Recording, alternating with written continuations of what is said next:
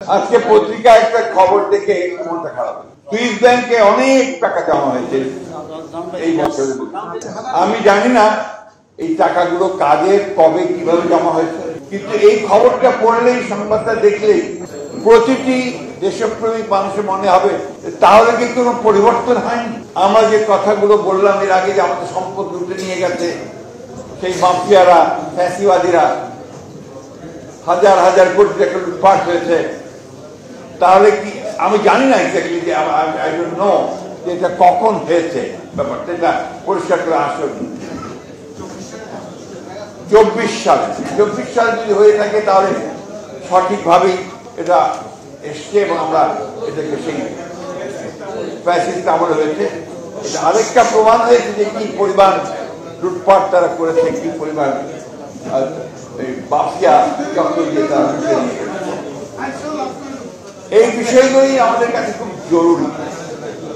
আজকে ফ্যাসিস্ট আওয়ামী লীগ তারা বাংলাদেশের প্রতিটি প্রতিষ্ঠানকে ধ্বংস করে দিয়েছে।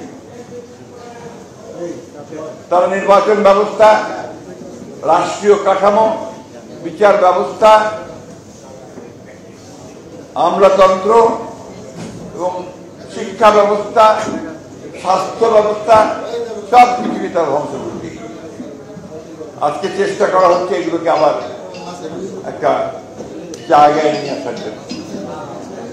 আমরা আশা করি যে অন্তর্বর্তীকালীন সরকার যারা কাজ শুরু করেছেন, নিঃসন্দেহে তারা ইতিমধ্যে অনেক কাজ করেছেন এবং ভালো কাজ করেছেন, আমাদেরকে পথ দেখাচ্ছেন।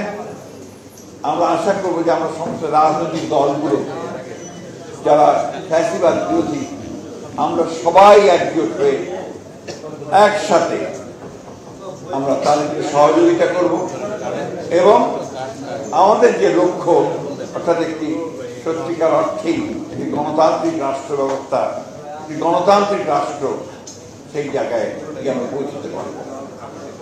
আমি বাংলাদেশ পিপলস ওয়ার্কার্স পার্টিকে আন্তরিকভাবে ধন্যবাদ এবং কৃতজ্ঞতা জানাই।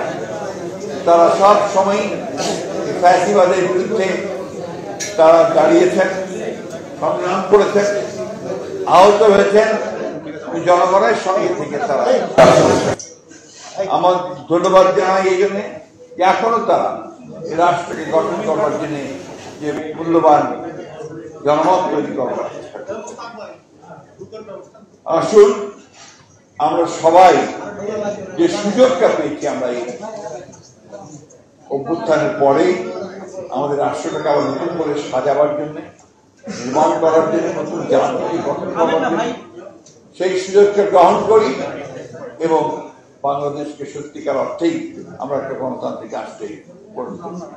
আপনাদের সকলকে আন্তরিক ধন্যবাদ এবং কৃতজ্ঞতা, বিশেষ করে বাংলাদেশ ওয়ার্কার্স পার্টির সভাপতি সাইফুল ভাইকে আমার দলের পক্ষ থেকে, আমার পক্ষ থেকে, ভারপ্রাপ্ত চেয়ারম্যান তারেক রহমানের পক্ষ থেকে আন্তরিক শুভেচ্ছা, অভিনন্দন জানাচ্ছি।